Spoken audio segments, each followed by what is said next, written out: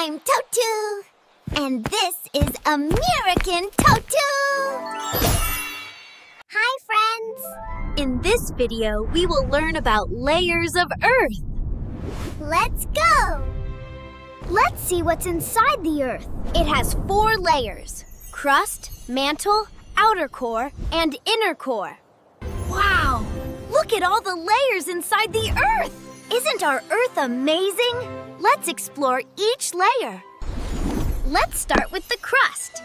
It's the outermost layer where we live. It's made of rocks, soil, and water.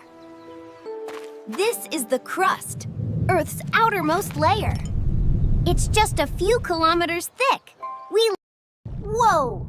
We're inside the mantle! It's super hot and made of melted rocks. This layer makes... The mantle is about 2,900 kilometers deep. It's where magma comes from to form volcanoes. Whoa! We've reached the outer core. It's made of hot, melted metals like iron and nickel. Whoa! The outer core is 3,000 kilometers to 5,000 kilometers. Now we've reached the inner core. It's super hot, made of iron and nickel. Wow, that was fun! Now we know all about the layers of Earth. See you in next video. Please subscribe.